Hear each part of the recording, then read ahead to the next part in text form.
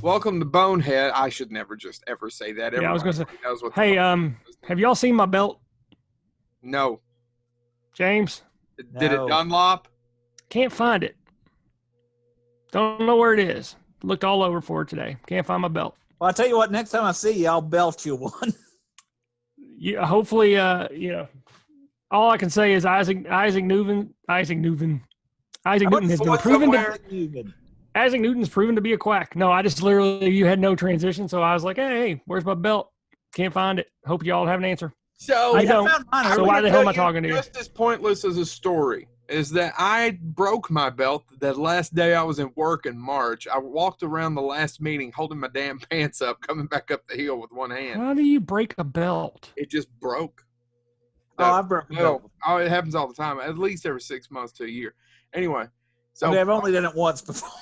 It's broke several times. There's a lot to hold back. Now, broke it. Don't need what the hell's your belt? What the hell is your belt made out of? Twine? What? I buy cheap Yes, belts. it's a Jethro belt. What the hell? Now, Good Lord. Listen. Shut up. You don't know. You don't know. You don't know. You don't know his story? You don't know. I've had the same belt for almost 15 years. I don't give a shit with your white privilege. Shut the fuck up. Let me talk. Now. Oh, look at me. I'm Chad. I buy store-bought belts. Whatever. Look at me. Oh, my God. Yeah, always had it easy. So, moving right along. I went to get one, finally, as things started to open up. And I realized either everyone, A, lost a lot of weight, which I don't think. They probably actually gained weight, was what I meant to say. Or all the fat people hang themselves with belts because there were no belts in the store, the 2 stores I went to. Or they're really kinky. Hey. So David Carradine. I think all the fat people. So what you're telling us is that you got a no belt prize. I found an old one and I've been doing that one. I mean, using that one. So, our topic today is Westerns, and here's the problem with I'm glad we're finally doing it. Yeah, I can't believe we never thought about it. Like, I brought it up, a month ago? I thought of it. Oh, well, you never brought it up. But yeah, I mean, I think of a lot of shit, Chad, and it goes out in one ear and out the other. Huh. Who said that?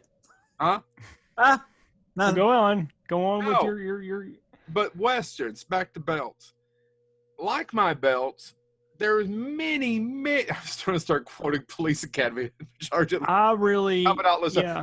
Many wonderful belts, and there's been many wonderful Westerns.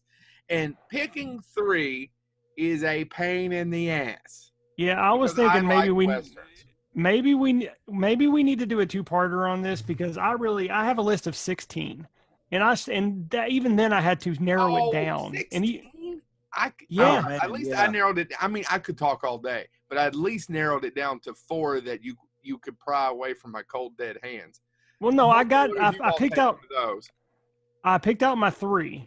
Okay. But then I'm just like, oh man, I want to talk about this one too. Oh no, I want to talk about this one, and I'm just like, maybe we need to do a 2-parter on Westerns because there's just so much on our list. So, Chad, you're the one who likes Westerns the least out of the 3 of us? Okay, no, so correction on that. You're sort of right. I'm asking a question, yeah. No, I know, you're sort of right. So, I'm going to be honest. I hated Westerns as a kid and as a teenager.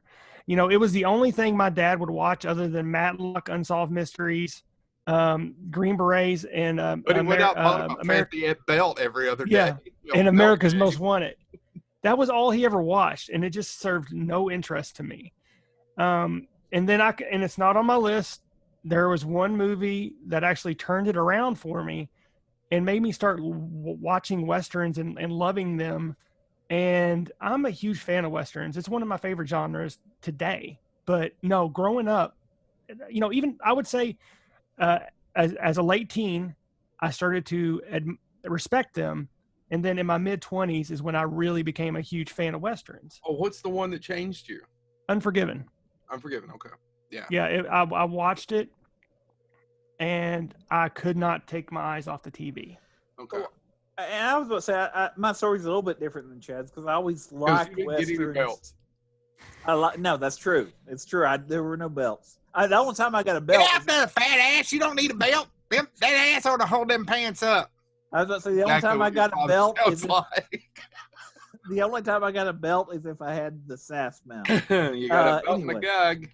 Anyway, but no, I liked westerns, but I only liked certain ones. But my father was somewhat similar, except he didn't like any of those other shows.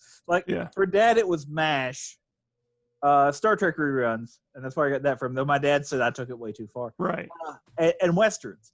And if it was a western from Lust in the Dust to whatever, Dad would sit down and watch it. He watched a lot of crap. I don't know, and I was saying about this, we probably should have called up C. Courtney Joyner and asked him for his top 10, too. Well, maybe that's what we'll do for the second one.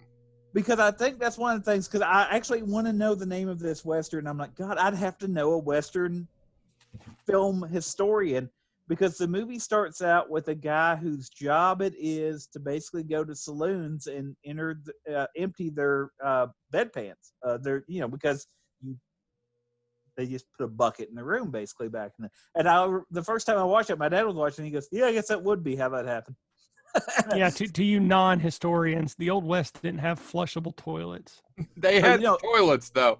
They just didn't have the plumbing. It was like, well, we've got the socks. They're still trying to figure out the profit parts. No. So toilet paper got invented, and you're like, what the hell do we do with this?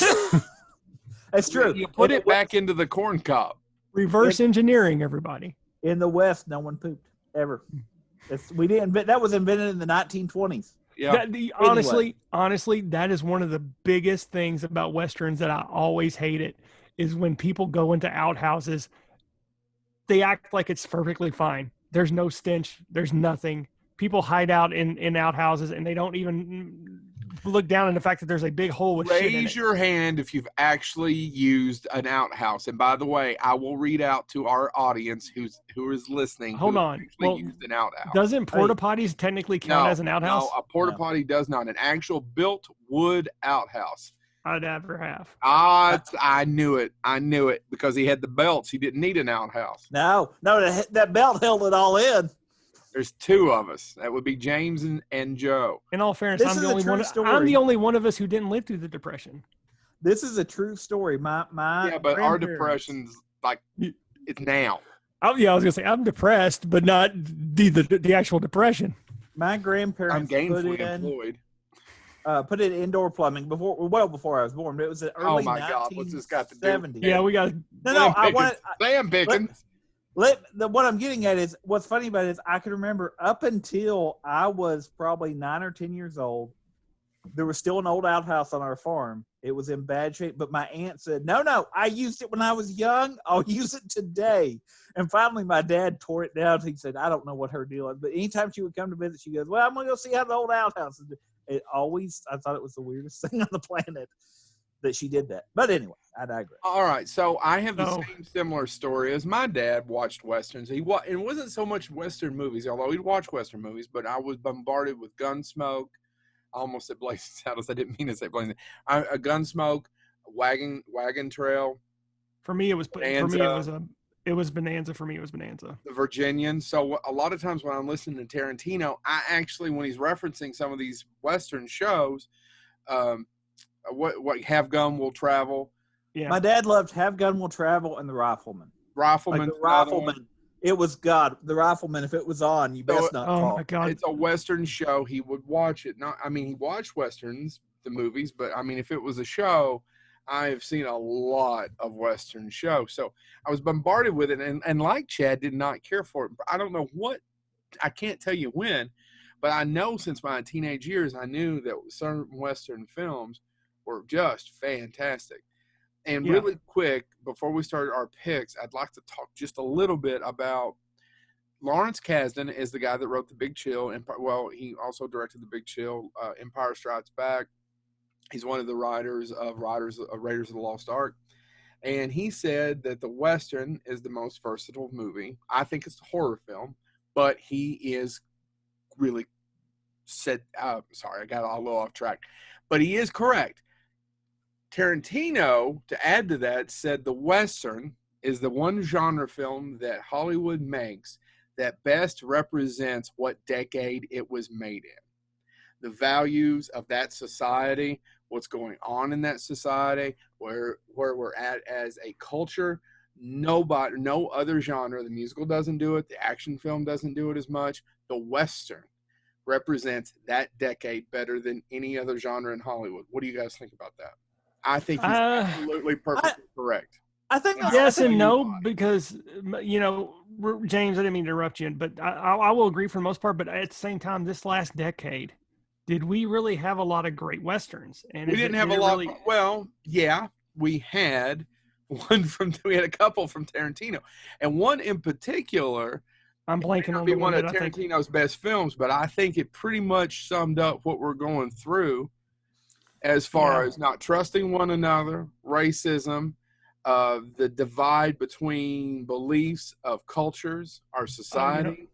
You're saying that right now. And as you were saying that, I thought of one. I'm looking it up because it's not on my list. But there is one that perfectly captures the last decade. And go ahead with your comments, y'all. So that would be, I don't even know that he intended to do it, because I watch it and I tell you, it's clear. What the hell's the name of his damn Western? The Hateful Eight.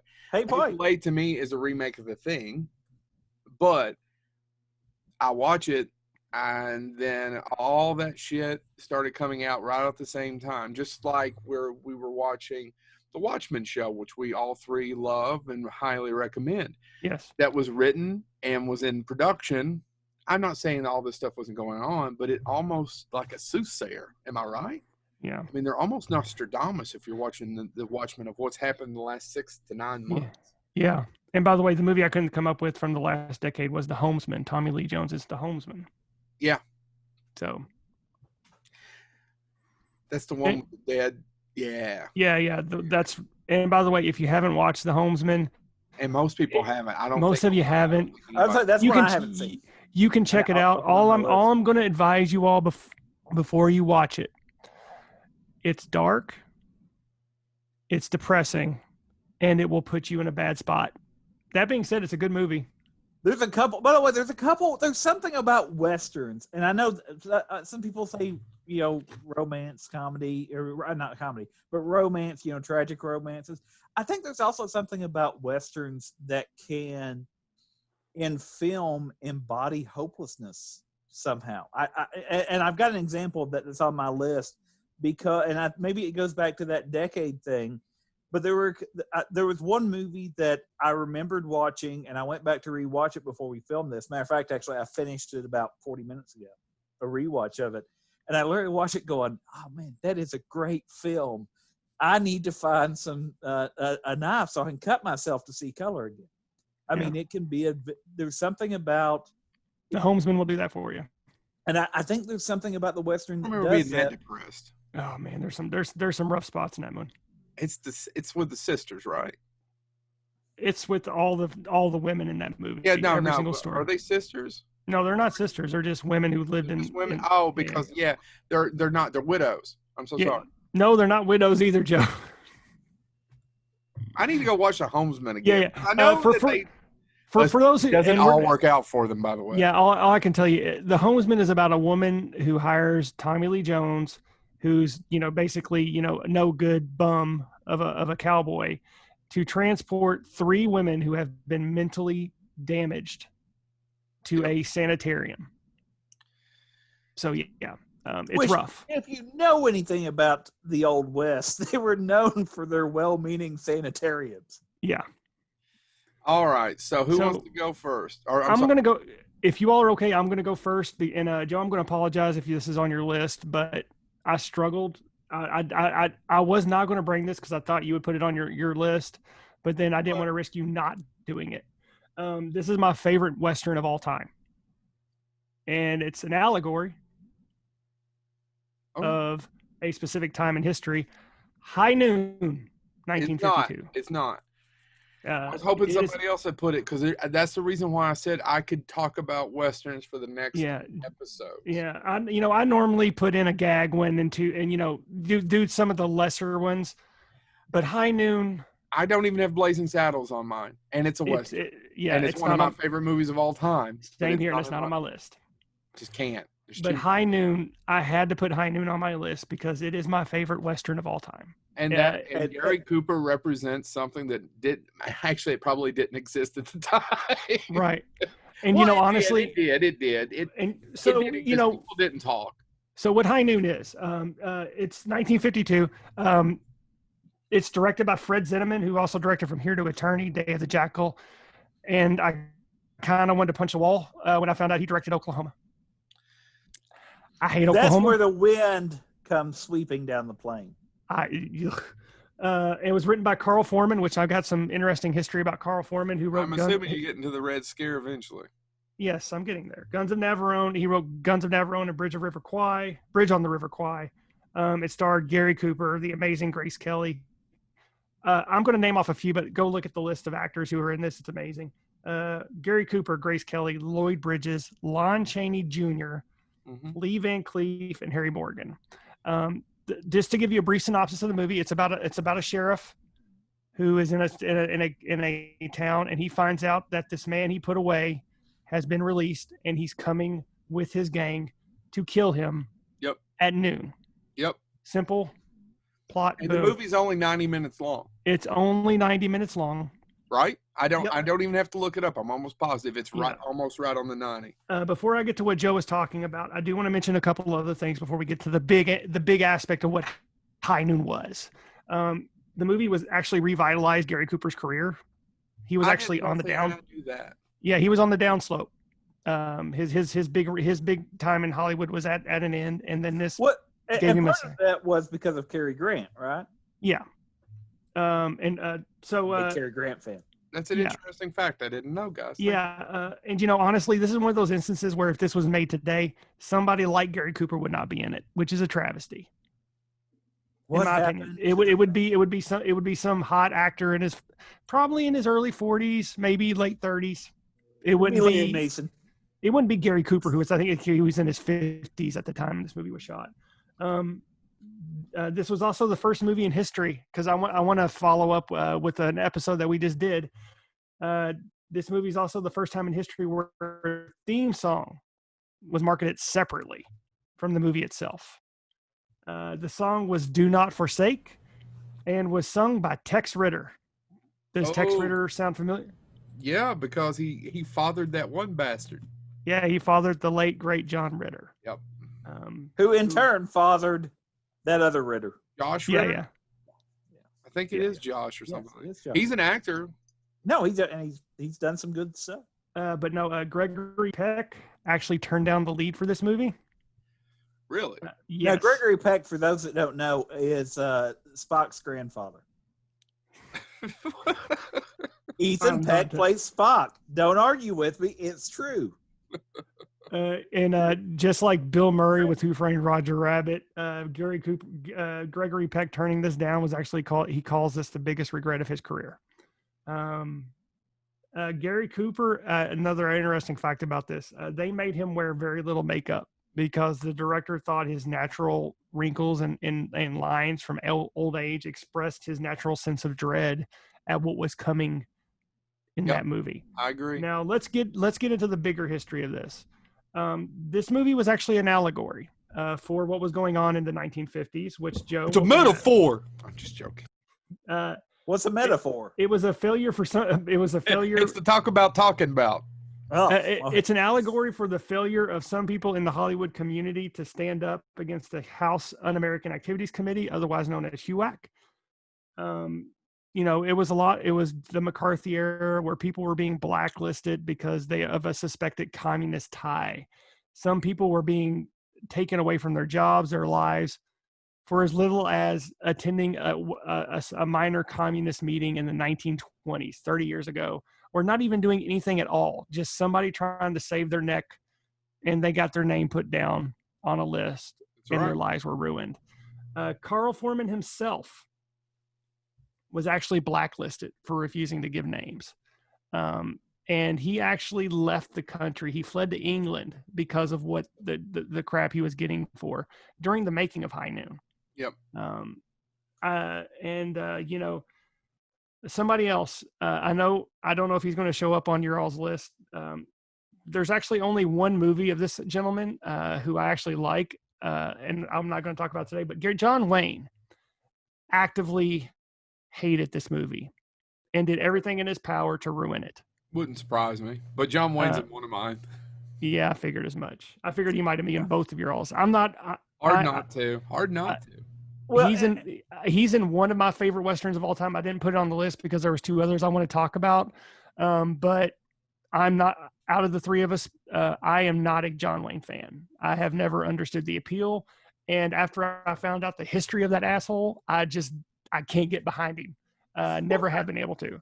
And that's the entire thing. Art, not the artist. Yeah. I was going to say, and that's it. Separate the art from the artist. And I try, but every time I watch him, I think of everything.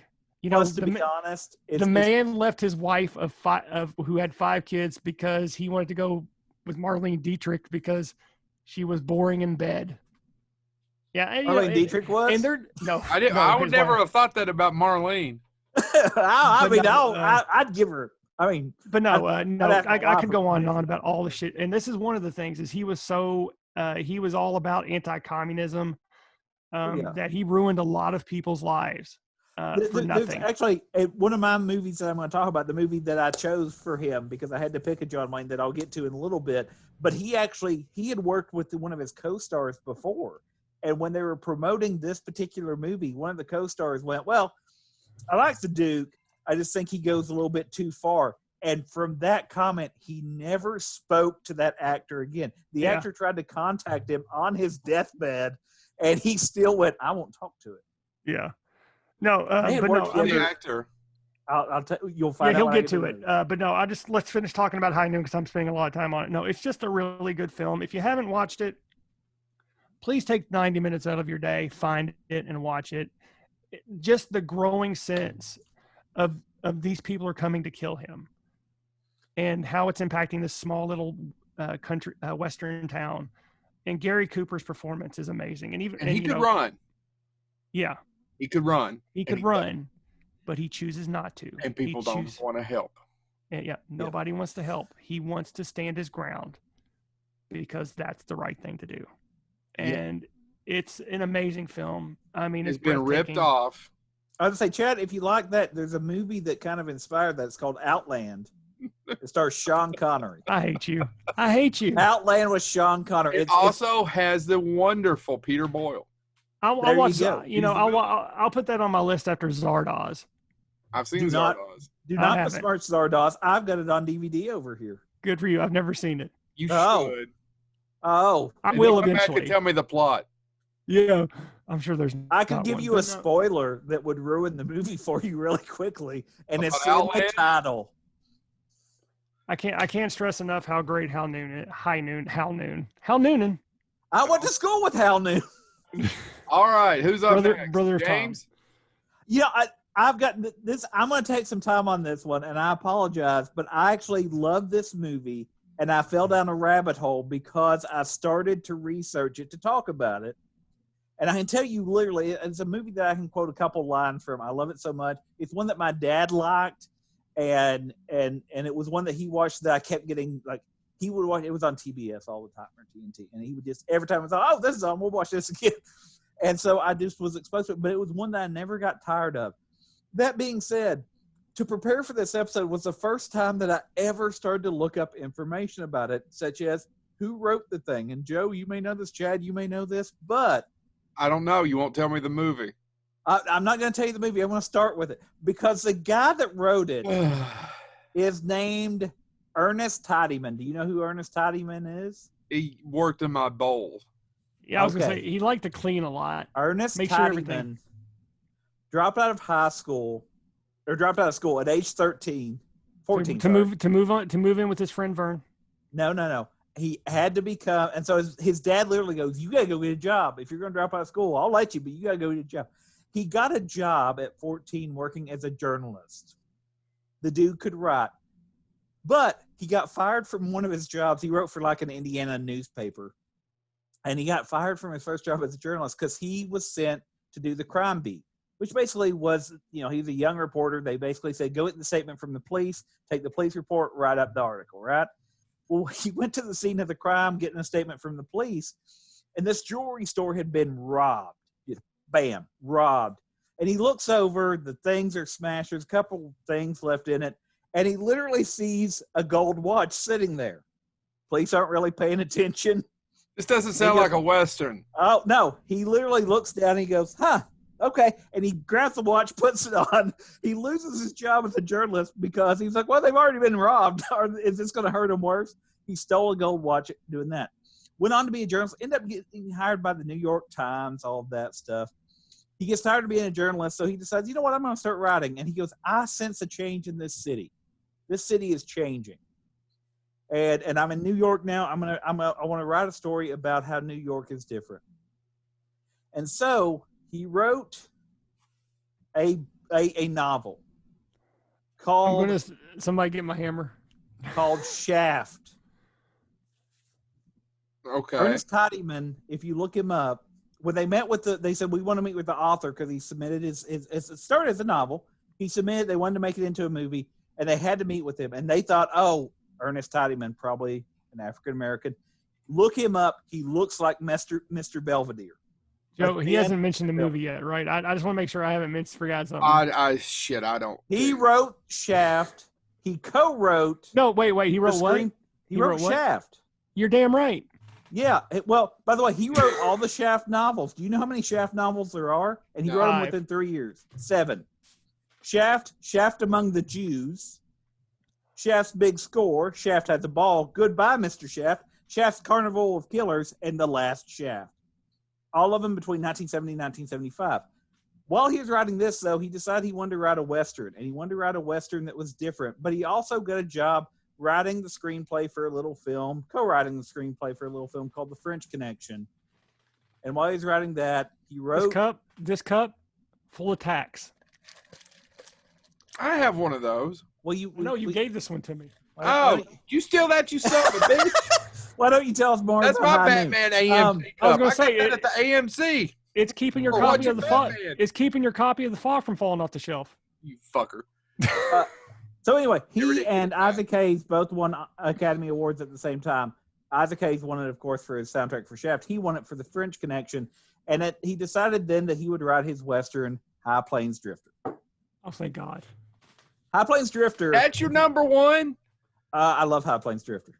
And it's because it's not really a Western. It's an allegory. It is a Western, but it's completely allegorical. It could be. You could consider it a horror film, too. It can be a horror film, and that's what I mean. It's what do you want to bring to it? So he was, and the casting on this film, Clint Eastwood directed and starred in it. There's a rape scene in that movie that you could never get away with today. That's what I mean. It is a dark film, and at the end of it, though, at the end of it, joke. Yes, it ends with, and then it keeps coming up. Mm-hmm. I mean, at one point, somebody says something like, "She's really mad at you," and maybe she wants more. That's it. That's the joke. Yep. I mean, it is just everything about it is terrible, but at the end. There is also a question of, and nobody deserves anything per se, but this town's completely terrible. And what they allowed to happen. And, again, you can look at it as a horror movie. It never says completely what happens or who the stranger is. But it's just, it's a film where a stranger rides into town. You know that the sheriff was beat to death and the townspeople let it happen. It's kind of this is getting a little off topic, but Lars von Trier's Dogville is kind of a first cousin to that movie. I never thought about it 2 years, and I don't know why it finally clicked, but they're both completely different stylistically. Neither one's a Western, but they're first cousins about just shit towns that. Oh, they're all terrible, and that's right here on the top. Oh, it's fine, and then you get down. It's like these are just keep digging into the horrible, horrible people. So the brief summary of it is: a stranger rides into town, and he ends up literally, as Joe says, one of the first things he does is commit a rape. Yeah, there's a rape scene. And then he kills somebody, and the town starts to beg him to stay, though, even though they know, hey, he did a terrible thing, because they know that 4 gang members that they helped send away are coming back, and they want somebody that will stand up to it, and they're all too cowardly to do it, and so they want him to stay, and he makes a deal with them saying, I will stay, but I get whatever I want, and you will not say anything to me. One of the By the way, I just looked up Ernest Tidyman. God dang it, he does look like Mr. Belvedere. Dude, seriously, if you pictured the author of Shaft and then you saw that guy, I would not have pictured that. But so he literally takes over the town. He kicks everybody out of the hotel. He makes the hotel his own. He literally there is a somebody that suffers from dwarfism in the town. He makes that person the sheriff and the mayor just to spite the sheriff and the mayor. He turns everything around. He literally has them paint the entire town red so it will look like hell. And when the gang comes back, does he stop them? Yeah, technically. And the leader is played by Jeffrey Lewis, right? Lewis, yes. Juliette Lewis's father. But Lewis was in a ton. And we all know his best film, Double Impact, Jean-Claude Van Damme. I was going to say The Lawnmower Man. Oh yeah, Jeffrey Lewis. It also has Robert Donner. If you're a Western fan, a lot of Westerns had Robert Donner in them. He was in Rio Bravo, Rio Lobo, El Dorado, Chisholm, The Undefeated, The Man Who Shot Liberty Valance. So Clint Eastwood brought Western royalty, quote unquote, to this film. But it is a very dark film, and again, you can, if you want to play it as supernatural, you can. There are some people that say it's not, but it is open to interpretation, and it is It does not have a definitive ending or explanation. No, but at the end of it, he rides out of town the exact same way he rode in. Yep. And there is something that just completes that cycle for me. It is a dark little Western. And again, Joe's right. Much like Dogville, it's you keep thinking, oh, somebody's going to be good. Somebody's going to do something. And it ain't in that movie. So when we were talking about, is it my turn? Can I go now? Is that okay? Do you want to go now, Joe? Let's actually explore this. Real quick. Let me throw out one. I knew it wasn't my turn, Chad. No, I wasn't going to do this, but since he says it's my turn, I'll interrupt. There is a line in the movie that I really like, or an exchange. Sarah Belding. I got a really bad joke because if we did get famous, it would come back to haunt me. Who don't do it. I'm not going to do it. Remind me later. Sarah Belding, who may or may not be a victim of a certain act, says, "Be careful. You're a man that makes people afraid, and that's dangerous." And the stranger response is just great because it's what people know about themselves inside that makes them afraid. And again, it's just as you go into this movie, everybody in this town is terrible. Yeah.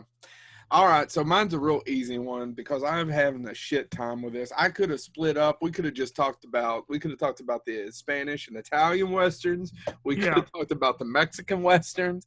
We could have spent a whole episode on the Westerns just made in the 70s that are all about anti-government and how much we hate Nixon. Right? That's back to what I was saying about Westerns being Tarantino's right of being a perfect representation of whatever decade they're made of. For example, Chad's being, that's a perfect representation of what's going on with I Like Ike era of the 50s, right? Of Eisenhower. Right. Perfect representation. Rio Bravo's another one. But as much as I love Rio Bravo, I can't pick it because this one stars a son of a bitch. And it's directed by maybe somebody who's even a bigger son of a bitch than that son of a bitch is. Third Degree? Oh, yeah, that's funny. But I never really thought of Joe as a son of a bitch. Anyway, I meant to say Murder Virgin and Third Degree came out. Yeah. Hi, John. There is not a prettier Western than John Ford's The Searchers. There is not a prettier, more well shot as far as that frame. Now I'll get to one later that's probably better. And by the way, I want to emphasize, I didn't think this is where you were going to go. Really? Yep. I've got 4, but I'm going to narrow it down to 3 because I'm hoping one of you will take, so I could just make this easier for me. I'm going to be honest with you. My last 2, I didn't take any of yours. Yeah. So The Searchers is one of the few times John Ford made so many Westerns and so many great films. He won Best Director a couple of times. I mean, we're talking about My Darling Clementine, Fort Apache, Stagecoach, which is the movie Orson Welles watched every night on loop while he was making Citizen Kane to learn how to make movies, gentlemen. Yep. Stagecoach. John Ford was the man. But John Ford was a son of a bitch with a terrible, terrible temper. This is the man that not only yelled at John Wayne all the time, and one of the few people John Wayne, by the way, took it from. He said John Wayne couldn't act, right? Get to that in a second. Oh, I apologize. He also would yell at people like Jimmy Stewart. Yeah. If you don't know who Jimmy Stewart is, imagine Tom Hanks. Subtract 50 years. What it was like 50 years ago, 75 years now. That was the Tom Hanks of his time, because Tom Hanks now he's the Jimmy Stewart of his time. Joe, I want to give you applause on that. I want to give Joe applause on that because I never made that connection. I always did. Are you being shocked? Are you being sarcastic? I'm being 100% serious. I never thought of Jimmy Stewart as a Tom Hanks in that era. That's Jim. I've never heard that's the way except I like Jimmy Stewart more. Sorry, Tom Hanks. I'm sure you're listening to this. I don't know. Jimmy Stewart is a great actor, but I don't know. Tom Hanks is probably a better actor. But Tom Hanks about yelling, as you're talking about yelling at, on top of that, Jimmy Stewart was a veteran. Oh, World War II veteran, whereas John Wayne and his sons never freaking served. Right. Never. No, I'm reading Dick Cavett's book, and Dick Cavett says the one, as much as he loved John Wayne, the Duke, people who knew him call him the Duke, and as much as he loved John Wayne, it's the one question he never asked. I'm reading Cavett's second book, or his book, the last book he wrote in the last 10 years. It was the one, and by the way, Dick Cavett was a guy who basically invented podcasting 50 years ago on a television show of just having a conversation. Instead of just asking questions, there was a conversation. Mm-hmm. He's also a very smug son of a bitch. Oh, but he's hilarious too. He plays her, for people who don't know who that is, the wife's agent. That's Dick Cavett. Okay. Anyway, so Dick Cavett said the one thing he regretted was not asking John Wayne. So, yeah, but you or your sons have never served. But I just want to point that out. Like so John Ford is yelling at Jimmy Stewart. And by the way, John Ford kind of did serve. Chad could talk about that for 45 minutes in his way and what he was doing. Of course, he was a little older by World War II standards and times anyway. But he still put in the work. He still put in the work, and he went overseas. So anyway, back to what I was saying. John Ford. This is the only time John Ford directed Stagecoach. She wore a yellow ribbon. How Green Is My Valley. We're not going to talk about all those. We're just going to talk about The Searchers. And real quick, he said about John Wayne in The Searchers, this is a famous line, look it up, I never knew the son of a bitch could act. Is it John Wayne's best performance? It is to me. I don't know. Some people say it's The Shootist, which was his last film. He does die in that. Some people like She Wore a Yellow Ribbon. I like it because it's one of or the one where he played Genghis Khan. That's not the Conqueror. I can remember the title. I've actually never. I've never seen the Dookie. I've never seen the Dookie in the Conqueror. I've seen the Conqueror. I bought it for my dad one year for Christmas. So The Searchers is about a guy named Ethan who is a son of a bitch. He is one of the, I wouldn't say first anti-heroes, but it's the first time probably John Wayne played that much of an anti-hero. And he's a guy whose family, basically it's their cousins or nieces and nephews, James, off the top of your head. Do you remember? I'm doing this all from memory. Doesn't matter. They are killed by Indians while he's gone that night, and they abduct their daughter. And he takes Blanket Head, which is the term he gives Jeffrey Hunter. Jeffrey Hunter is one of the people who's helping him to go on a chase for them over, I can't remember, but it's several years looking for a daughter. So Genghis Khan picks up Captain Pike. Go ahead. Yeah, right. Yeah, I was waiting for you to do the illusion. I could have went with Jesus. No, yeah, I was about to say Genghis Khan picks up Jesus to go look for, oh my God, Natalie Wood. It is. It's Natalie Wood. That's who plays her. So to go look for Natalie Wood out in the middle of the desert. Now, this takes several years, and what we find out is that Ethan is what? He's a son of a bitch. He's a racist. He's an ageist. He hates people. He hates Indians. There's a scene in the movie, and the fact that they got away with it, which is High Noon got away with a lot of stuff too. That's what you can do with Westerns and horror films. It doesn't have to be about that, but it is about that. Is that they find an Indian where they've buried their dead after they've shot them. And John Wayne pulls out his pistol and shoots their eyes. And the guys, it's played by Ward Bond. Ward Bond is one of those many, many great Western character actors who was in a lot of John Ford films. So John Ford had his his actors, his stable of people that would show up for every movie. And I could go through a list. And he says, "What are you doing, Ethan? You're crazy." And then the guy that plays Moses says, "Yeah, but not for what he believes. He just sent him to hell because he shot out his eyes. He won't be able to cross over into the world. John Wayne is such a bastard. He kills him after death." Huh. He's an asshole. And when they finally do find them, and I'm giving not a lot of stuff away because if you haven't seen it, you're probably not going to go out. Most of our audience is probably not going to go out and see it, but you really should because it's beautiful. It's got one of the best opening and closing shots in cinema history. If you rode the Great American Movie Ride at what used to be called MGM and then was Hollywood Studios, you saw it all the time. It would play in a loop when you're waiting to get in there. That and Raiders of the Lost Ark and Singing in the Rain. And it was always that one shot. And it was always Ford's Monument Valley of what he thought the West would look like. He finds Natalie Wood, and guess what? She's been with the Indians for many, many years now, right? So what does that mean? She's become one. He tries to kill her. Jeffrey Hunter stops her. Now, we have a little bit of a twist at the end that he finally comes to his senses. But he hates Indians so bad he would kill his blood rather than for her to be an Indian herself. Can I make a comment here, by the way? Yeah. No. My dad loves John Wayne. And he hates the movie. He hates, what two movies does he hate? He hates, two that you mentioned, The Searchers and The Shootist. The Shootist. Those are the two that he hates. Siegel directed The Shootist.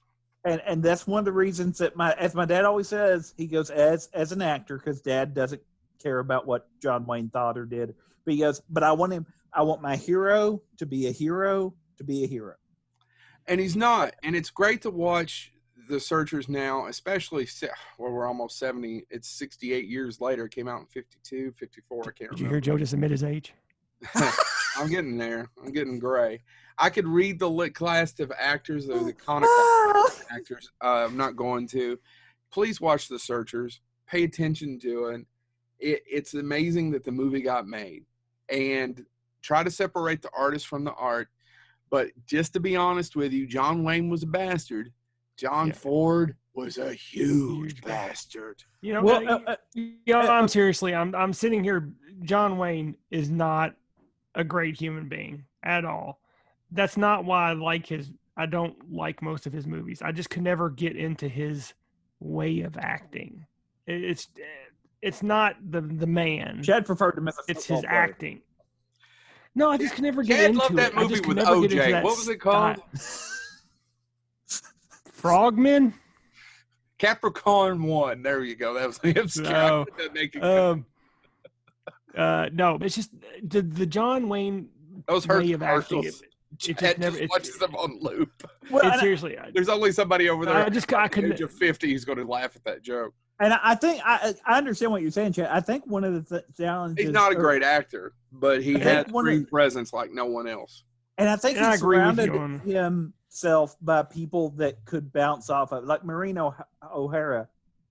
Say what you will, she loved that man. She did. Matter of fact, they made a lot of movies together. Well, Mhm. and she had a wing of her house until the end that was actually called the John Wayne Wing. And her husband, who was a colonel, I forget his name, was perfectly okay with that. And matter of fact, one of my favorite movies she did, she actually said she signed on to it because, well, the Duke's in it. So there was something about him some people absolutely adored. They loved him. They loved him. And people who met him, so a lot of people have met him, even a liberal left-wing propagandists who make movies like They Live, like John Carpenter, met him and still liked him. You Well, know, and I think that's it. I mean, He wrote a script for his company in the 70s. I think that's one of so for me, I have a couple John Wayne movies that could have made my list. The one that I picked is just, it's not a great movie, but it's fun and it's memory. It's linked to my dad watching it with me. It was one that he liked and it's memory. So there you go. All right. Yeah, and there's a John Wayne movie who, if we do a part 2, is going to be on my list. So I'll, Joe, are you good? I mean, a lot of people say Rio Bravo. I mean, Tarantino would say Rio Bravo. I love Rio Bravo. They both have John Wayne in them. But for me, The Greatest American, I don't know, a representation of what I think people think American Western is in that kind of cliche way. I don't know that you get much more in The Searchers. I hope the YouTubers are enjoying me having a sneezing fit off mic. No, they're just listening to that fat guy just go on. No, I don't go on that much. So the rest, I kind of started off with High Noon, which is the best Western of all time in my opinion. And there are a lot on my list that are classic Westerns, hands down. If we do a part 2, I'm going to mention a couple of those. However, there was one Western I loved as a kid. Watched it repeatedly.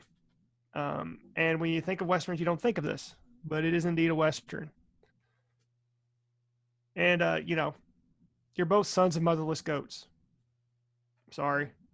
Three Amigos, 1986. That's your pick? You went over Blazing Saddles for I went over Blazing Saddles because I thought if one of you didn't bring it up, we've already talked about Blazing Saddles ad nauseum. We have not talked about Three Amigos. And in terms of all the Westerns of all time, in terms of Westerns in my life, I watched Three Amigos in loop as a child. You know what Three Amigos it was the only what plethora. Plethora. It's a plethora. Do you say I have a plethora? Plethora. it's and you can't admit that it's not a funny movie. It's a funny movie. Speaking of sons of bitches, let's talk about John Landis. Yeah, no, really. But and by the way, during the making of this movie, he was actually going through the court case of what happened at the Twilight Zone. He was through it for many years. Yeah, yep. But this was in the heat of it. No, but the Three Amigos in terms for me, and this is going to prove what we were talking about earlier. My list is going to prove how Westerns can be adapted to any genre, and comedy is seen here through Blazing Saddles and Three Amigos. So Three Amigos, real quick. Again, I'm not going to go in. Most of our viewers probably have already know it, but it's just simple. These three out-of-work actors who were the star of a silent film series called The Three Amigos get kicked out of their studio, but then they get hired because the people at this small Mexican town think they're real crime fighters, hire them to come and fight this gang of terrible robbers and El Guapo. And the three actors actually think they're shooting a movie the whole time. It's really great. It's directed by John Landis, as Joe mentioned. Stars Steve Martin, Chevy Chase, Martin Short. I'm going to butcher the guy's name. El Guapo was played by Alfonso Aurora, and his henchman, filmmaker of his own right. Yes, and Tony Plana, I think is how you say his last name, who played his henchman. It was actually written by Steve Martin, Lorne Michaels, and his only writing credit, gentlemen, Randy Newman. I didn't know. I forgot about Randy Newman. Is that Chad? And forgive me, but I'm almost positive it's actually the second Saturday Night Live movie, technically. Yes, the movie's also littered with Saturday Night Live folks throughout it. Yes, and I believe you are correct on that. I did not get that. I did not look up that fact, but that seems right to me. Randy Newman's actually the voice of the Singing Bush. They just altered his voice. I did not know that. That's, by the way, that sequence. Oh, that is from Singing Bush to Invisible Swordsman is one of my favorite comedy sequences. I mean, you got to take it away from the movie. I like the movie. I probably prefer Spies Like Us slightly better, but you got to take that out. It's one of the best, just bizarre, it's Python-esque. It's out of place out of that whole movie. It doesn't have anything to do with the rest of the movie. That and the animal sing-along scene. Yep. It's all weird, but that scene of the Singing Bush. I guess this is the Singing Bush is one of the best delivered lines. Yeah. Oh my God. That whole scene. Holy shit! If we start doing 3D, of course James is still asleep. Go ahead, do your notes there, sister. What? No, I was just double checking something. I'm getting news. I got my phone here. I got my tablet over here. Anyway. Go ahead. Anyway, did you all know about your Invisible Man story? Did you know this was the first starring role for Martin Short? Yep, I read his autobiography too. See, I did not know that. I thought he had been in movies for quite a while. Nope, this is his first one. No, but he was and it's his third. It's his third best film, with of course Clifford being his number one. Oh, James, you son of a bitch! No. What's the one we did with Nick? Three Fugitives. Three Fugitives. That's number one. My wife liked it. I showed it to her last night. Three Fugitives? Yeah. I haven't seen it since it came out. It's not good. I actually do like Captain Ron. I'm one of the few people who defends Captain Ron. Yeah. John Carpenter went on record to say that's actually his favorite Kurt Russell performance is in Captain Ron. Which, if John Carpenter says it, that gives Joe Lee a reason to like it. No, I just like Captain Ron. Everybody's got one of those shit shows they like, and I think Captain Ron. I think Kurt Russell's hilarious. I'm not judging you. As our viewers and you all know, I have a long list of those types of movies. Captain Ron. But no, did you know who was originally supposed to direct this but turned it down? No. Steven Spielberg. He was going to? He was going to direct it, or did they want him to? He was going to direct it from what I found and turned it down because he wanted to do a little movie about an alien, E.T. And do you know who came out in 82? Are you serious? Yes. Look it up. It was re-released in 84. Holy shit. My research might be wrong then. I might have been getting my information from a wrong website. Yeah, I Googled. They said, Chad, did you accidentally go to screwyouchad.com? Because I must have. Yeah, it could have been almost made in 82 and then made 4 years later. That may have been. But it's the research I said is that Steve Martin was originally going to direct but turned it down to do E.T. And his cast was going to be Steve Martin, Bill Murray, and Robin Williams. I would have liked to have seen that movie. Yeah, that was the research I found on the website where I was looking at history of Three Amigos. Hopefully that's right. If not, viewers, I'm sorry. And I wonder if 4 years later, I have to figure. I'd like to hear more. And if you all know anything about movie making, it does take a long time to get a movie made. Here's a great example of this while we're talking about Westerns. One of the best Westerns of all time is something, I don't know if you all are going to say it. I hope not. It's a TV movie. It's Lonesome Dove. Lonesome Dove is based on a Pulitzer-winning novel, correct? But actually, that book is based on a screenplay that he wrote with Peter Bogdanovich in the 70s that they were going to have Jimmy Stewart, John Wayne in. I don't know if you guys know this or not. And John Wayne was the only thing because Peter Bogdanovich, after the Last Picture Show, was way up here. He did a movie called Last Picture Show and What's Up, Doc? And they're both hits. And he was way up here, and he could have done it. It's going to be a huge Western. And with Larry McMurtry, by the way, who wrote, Lonesome Dove. And that's the screenplay. And they whittled it down to 150, almost 200-page screenplay. And John Wayne was the only one who wouldn't commit. I don't know which character he was going to play. And Peter wouldn't do it. And then 10 years later, Larry McMurtry finally released the novel. And that's where it came from. Just to give you an example of how things work in Hollywood. Yeah. And like I said, Joe may be right. Maybe my no, I tell you, it came out in 82. I said that wrong.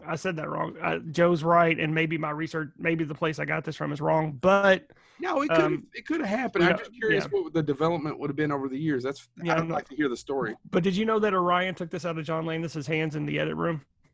No.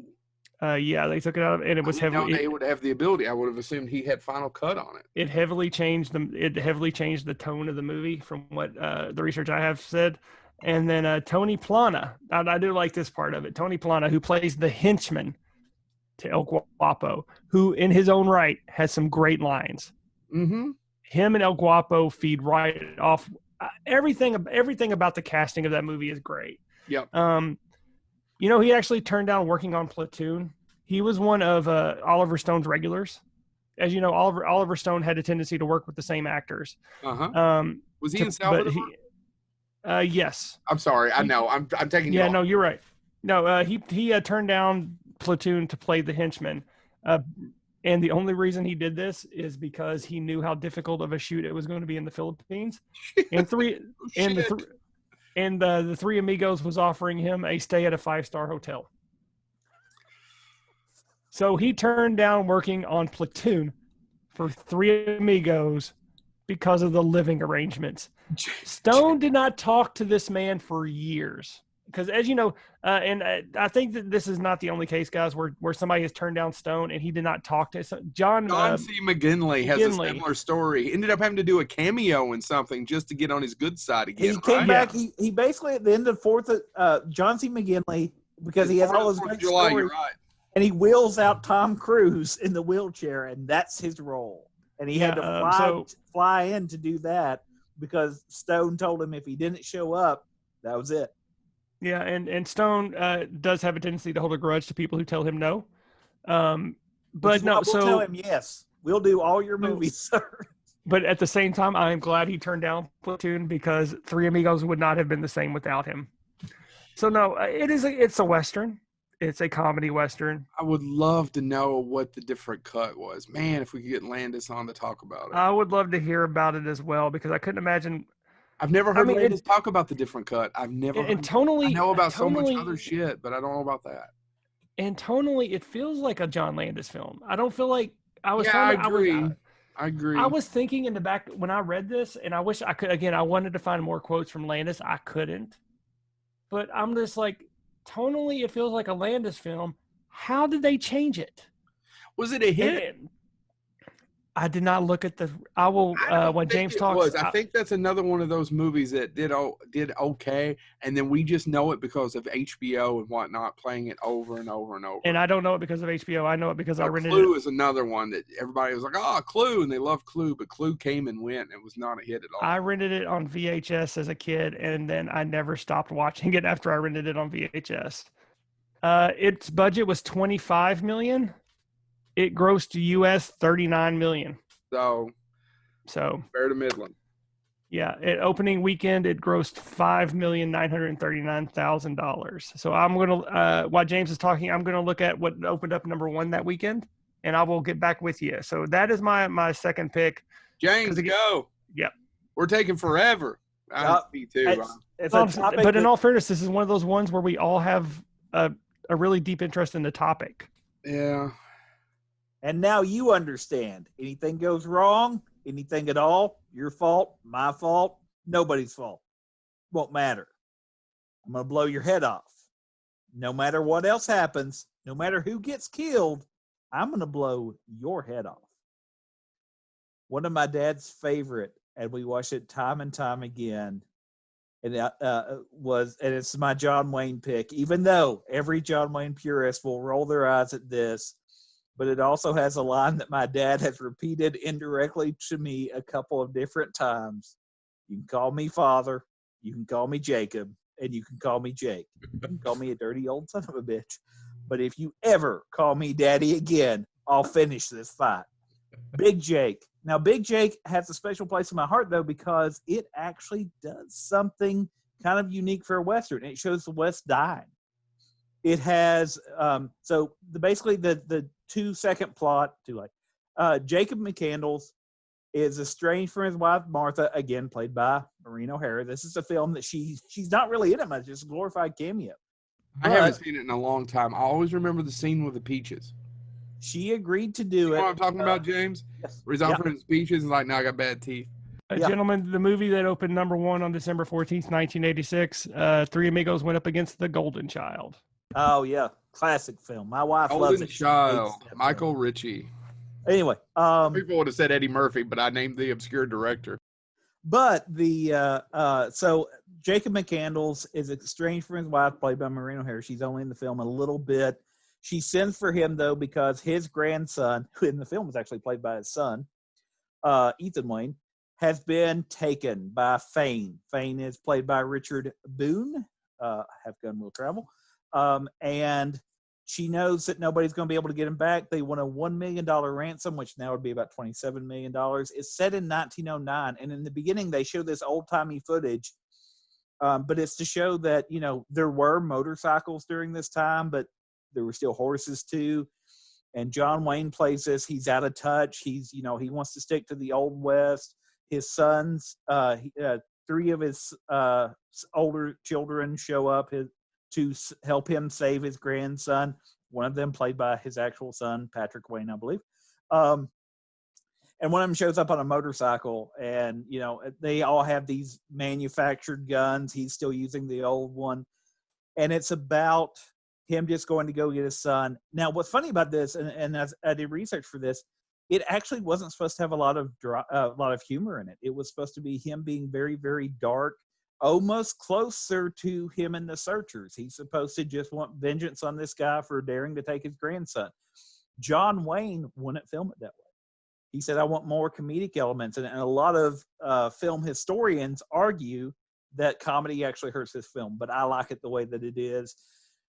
They have a loyal Indian scout that goes with them, all of that stuff. And they go, and it does have these, I mean, now we would consider them action one-liners that John Wayne uses throughout it as he goes. The other one, my dad and my uncle used to go back and forth every time they would see each other. One of them would say, I thought you were dead. Not hardly.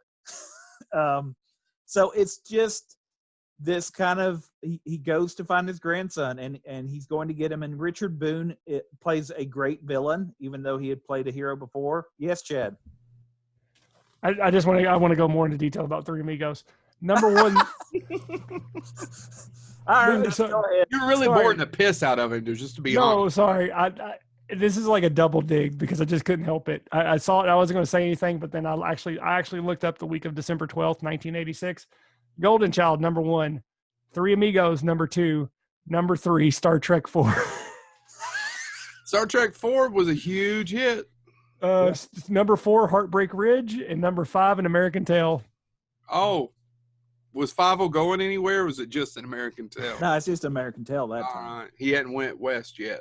Then if you're curious, Crocodile Dundee and Crimes of the Heart. James, continue. So anyway, I told you about Ernest Tidyman for my first pick of High Plains Drifter. This film was actually written by the writing team. I believe they were a married couple. Has James said the movie title yet? Because I wasn't listening. Yeah. He said Big Jake kind of maybe for a half a second earlier, but it's not one of the I'm with the most of them. Yes, it's an enjoyable film. Dick Boone is wonderful as a villain. Yeah, but yeah.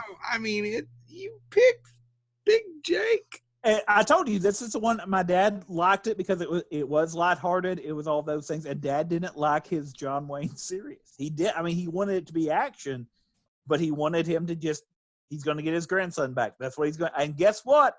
Spoiler: he does. It kind of ends well, except for Richard Boone. This was the film, though.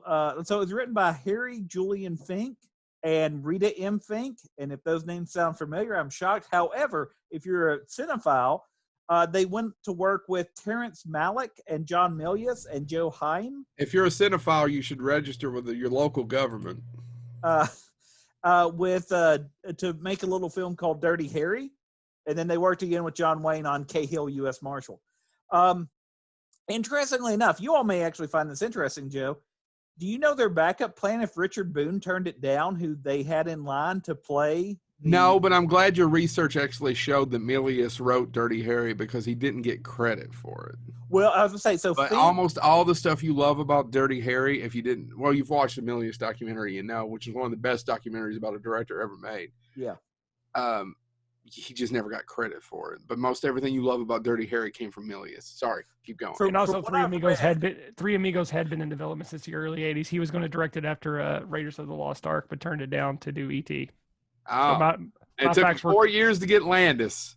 Yep. 4 years to get Landis. I am sorry, James. I'm not trying to. Which means, by the way, they're still doing better than we are. Yeah, unless we get Landis in the next year, boys, we missed our win. Anyway, no, you're right, Joe. The Finks, from what I've read, at least, from what I did research for this, the Finks were story people. They came up with great stories, but their screenplays tended to be touched up. So that being said, Gene Hackman was online if they couldn't get Richard Boone. If Richard Boone was going to turn it down, Gene Hackman would have played Fane, the villain.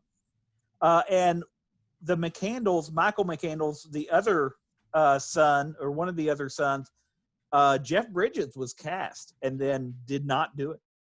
Walked away from it. Really? Mm-hmm. Jeff busy? Evidently.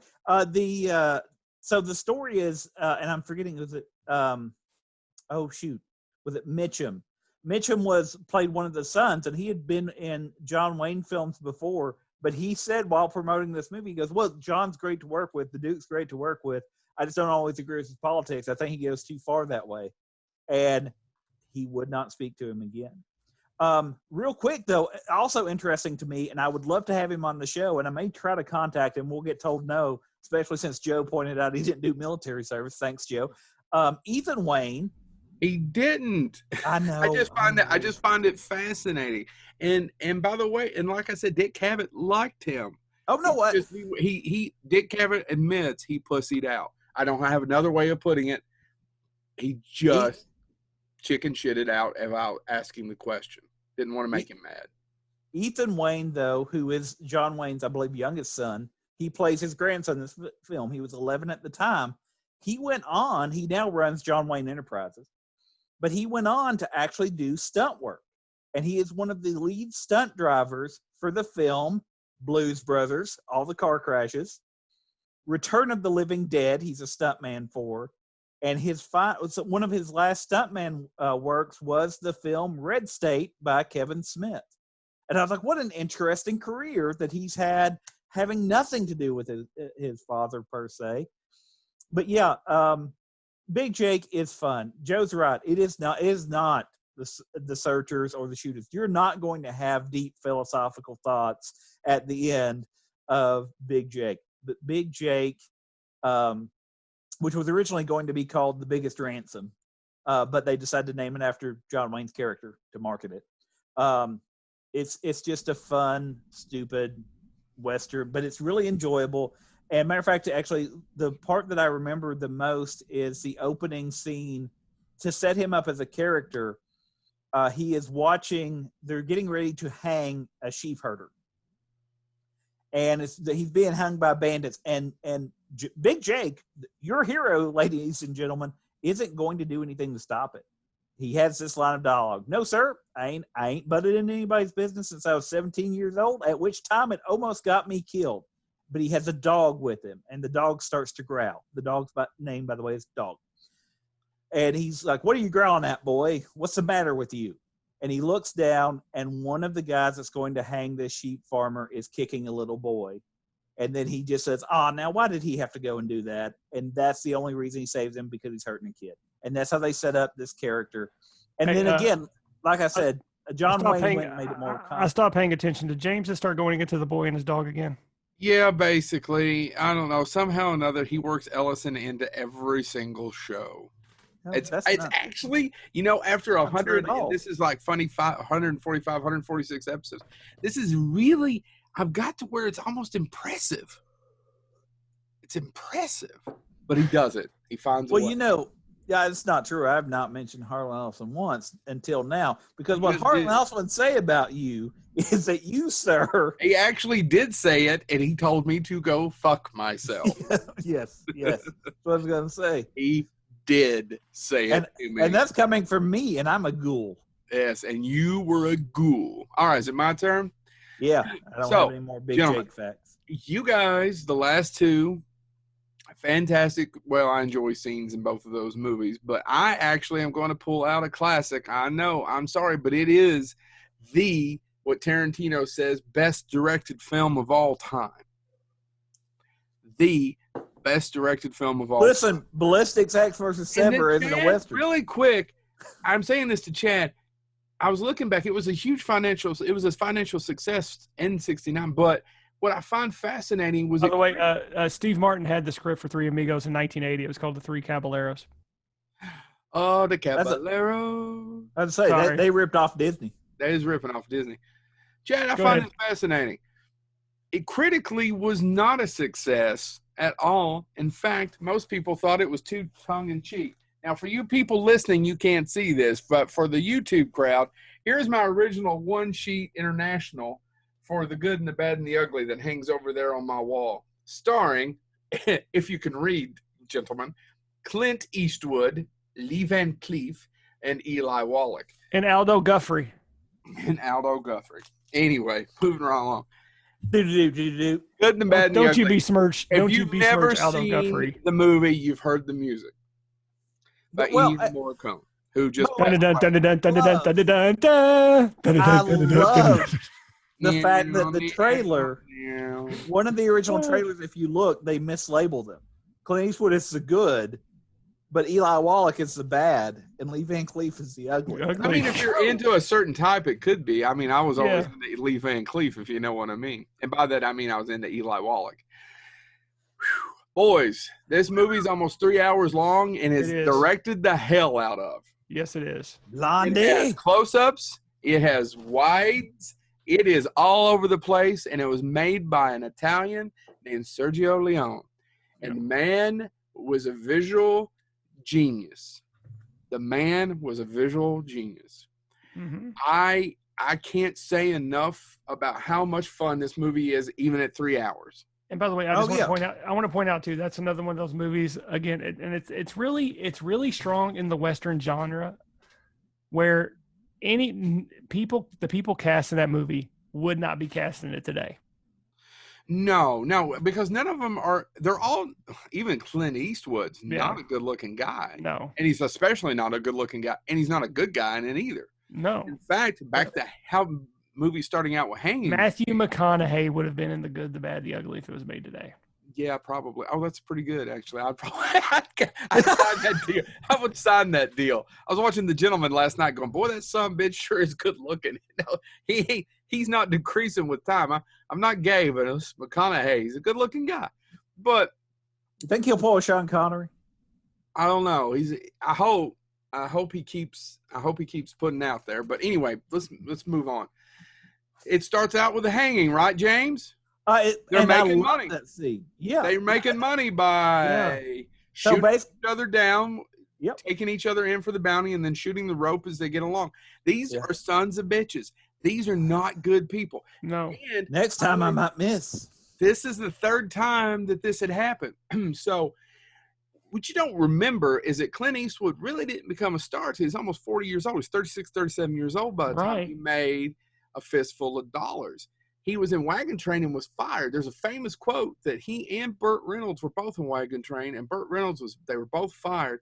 They fired Clint Eastwood, according to Burt Reynolds, because he said some bitch is too ugly, and they fired Burt Reynolds because he couldn't act. And Burt Reynolds says he looked at Eastwood and said, well, I'm going to go take fucking acting classes. What are you going to do? Oh. Glad you liked that story. I read Burt Reynolds' autobiography. So, that's a good tale. He was almost 40 by the time he did. He had to go to Spain to make these movies, or Italy. I was going to say, they're called spaghetti westerns. They were actually shot. A lot of it was shot in Spain. And he didn't know. And when he read, and if you ask Eastwood, he says when he looked at it, he says, oh, well, this is just a ripoff of Mojimbo, right? Yeah. They were just ripping off the Japanese. And that's what, for a Fistful of Dollars. And they made a sequel that has Lee Van Cleef called For a Few Dollars More. And really what you should do is put all three of those movies and maybe a little bit of Once Upon a Time in the West, which is also a fantastic film. I'm actually not a huge Charles Bronson fan. That's one thing that kind of kills me about that movie all the time. And to me, it's not Charles Bronson per se. It's that movie is heavier.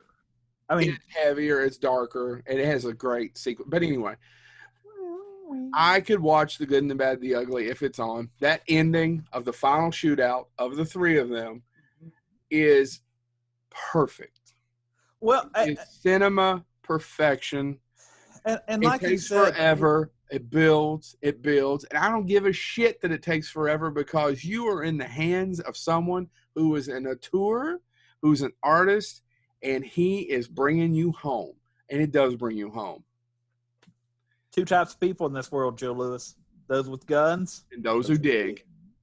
But you mentioned it's directed the hell out of. One of my favorite parts of that film, just because it works so well visually, is when, yes, Chad, we'll get to you. When Eli Wallach and Clint Eastwood, and they see the people approaching, and they think they're on one side of the battle because of the color of their uniforms. And, of course, Eli Wallach's character erroneously starts cheering on that side. But when they get closer, they realize it's the dirt and crud and all of that stuff, and they are not on that side. And that it takes place during the Civil War, and they're looking for gold, and it's basically a MacGuffin. See previous episodes. Yeah. But it works so well. That scene, every time I see it, I'm like, man, that is it. Like you said, for Library, it's directed the hell out of, because you completely buy that. Yeah, they do look that way, and then they get close, and you're like, oh crap. Eli Wallach, who was he's from the Actor Studio. Yes. What was the line you all just said? 2 types of people in this world: those with guns, those who dig. Would we screw And up? I'm going to say bullshit. There has to be a third. The one who fills in the hole. Well, that you make the person who digged it do that, Chad. You But ain't if the gonna one pay who 2 digged people. it is the one that they're digging the hole. I think, by the way, digged it, look. James. I could get that Chad just reiterated, but digged it, Professor. What? Listen. No, listen. I'm I tired think of it's him. called Dig Dug. Listen, I'm tired of him with his. I'm tired of him with his. I got belt money and can afford to hire 2 people, one to dig the hole, one to fill it. The person who would not- digged is going to be the one in the hole. They You can't would fill No, it they're in. digging up the gold. That Real line is bullshit. From the sun. You would not know Clint Eastwood if it was not for Sergio Leone. Later on, Joe, admit that line's bullshit. I don't give a shit. No. Later on, he gave credit to 2 directors for him. One's Don Siegel, the other is Sergio Leone. Leone, yeah. Don Siegel, by the way, directed Dirty Harry, and Don Siegel was one of the best B-movie directors to ever come out of Hollywood. He was so good at making B pictures. He directed the original Invasion of the Body Snatchers. He was so good at making it that they kept sticking him there because he was so damn good and so efficient. It took him forever to make it over to A pictures when those were things. Now they're all shit just with A budgets. As back to John Landis, that's all Hollywood makes is B pictures with A budgets. So just letting you know, I would have loved the history. My third is going to be a toss up between what your all's third is. I just love my third is not going to be either one of your picks. But no, I would like a history of just the music that. Ennio Morricone. Yeah, but by the way, and that was the entire thing. Of course, and it's been sampled so much. The Good, the Bad, and the Ugly gets folded in with those other 2, the Fistful of Dollars, as the Man with No Name trilogy. The Man with No Name trilogy. And all of them are just watchable. I can put them on and watch them. They're just. Yep, they gave Clint Eastwood his career as far as a star. Now, Clint Eastwood had been a working actor for many, many years. He made a living being an actor. But as far as being what Clint mostly Eastwood, in TV, right? Mostly in TV and B pictures, science fiction, horror pictures. But if you know Clint Eastwood, it's because of Sergio Leone. And The Good and the Bad and the Ugly, out of those 3 films, was the biggest and the best. Chad. Okay, so again, this is your third. I had a lot. I have a list of 16, actually 17, and it was hard for me to pick which ones to talk about. It really was. I struggled, but I wanted to do a list of where Westerns can fit into every genre and movies that I think are amazing. So I covered the serious Western. I covered a comedy, and now I'm going to cover my other love, animation, Ringo. 2011. It was on my honorable mention list. I was wondering if you'd do it. You know what? Yeah, it's pretty damn good. Even though it's a ripoff of many other plots. Of course, it's an homage to. You could have done a Bug's Life. Yeah, Well, Bug's Life's the Magnificent Seven, which is Seven Samurai. But keep going. Yeah, which is Seven Samurai. Yeah, but Ringo, 2011, directed by Gore Verbinski. Gore Verbinski, of course, from Pirates of the Caribbean. Is that his best movie? It's that or The Weatherman. I love The Weatherman. That's what I was getting ready to give Weatherman's his second best film. And it's hard between that. I also and like Mouse Hunt. Mouse Hunt's good too, but Weatherman, like I said, but again, Nicolas Cage, amazing. But no, Ringo, written by John Logan, who, by the way, do you know what John Logan wrote, James? Yeah, he wrote Star Trek Nemesis, one of the worst Star Trek films ever made. Yep. And Gladiator. Yep. But he also wrote Gladiator, Hugo, Skyfall, and Alien Covenant. Can't all be winners. And the voice cast is too long to mention, but Johnny Depp, Isla Fisher, Abigail Breslin, Ned Beatty, and Bill Nye, just to name a few. Yep. The one Science guy? No. No, I know I did that on because that's the go-to joke every time. I know. And you didn't have to go to it, but you did. Well, I didn't want people to be confused. I don't know why. I haven't really drank that much this week. Sorry if you hear me pouring. I've just got into the basil. Keep going. But no, the on voice the good, act, the bad, and the ugly. The cool thing about this one is, you know, when most animated films, the actors are in a sound studio by themselves reading their lines. Oh, it wasn't made that way. No, Gore Verbinski put all the actors on a stage. Cool. And had them read the lines and actually allowed for improvisation. That has one of my favorite Johnny Depp lines of all time. James knows exactly what it is. James, you know what it is? I'm pretty sure I do. I will shoot the ugly off your face. Is one of my favorite lines, maybe even one of my favorite lines in film history. I mean, there's so many, but it's one of my favorite Johnny Depp lines. There are so many great quotes in Rango. And you know, the other thing about Rango, and Joe mentioned this at the beginning, it is beautiful. Yeah. It is some of the most beautiful, breathtaking animation. I haven't watched it in a few years. How's it look? Have you seen it lately? Yeah, I watched it last year. How does it hold up? It still holds up. Oh, I still love it. It is photorealistic. Yeah, and the scene where the little girl holds up those two guns, and you see that just all the face. Mm-hmm. It's stunning, and I mean everything about the movie is beautiful. And one thing I didn't realize, Bill Nye's favorite character is named Rattlesnake Jake, modeled after Lee Van Cleef. Oh yeah, yeah. So yeah, and it is an homage. It's not an original script. It's an original take on it. It's original take on several different other westerns, but honestly, a lot of western movies are the same story told in a different way anyway. So it's not like it's just anything different for the times. But if you don't know what Rango is, and most of us do know this, it's about a chameleon who's stuck in a jar, basically gone crazy from solitary confinement, and he gets dumped by accident and ends up in this town where he's mistaken for a hero, and he really doesn't know how to do anything other than pretend to be an actor. And Johnny Depp is fantastic as him. Johnny Depp is fantastic. I don't want to talk about too much because we've been talking a lot, but it is a podcast though. No, no.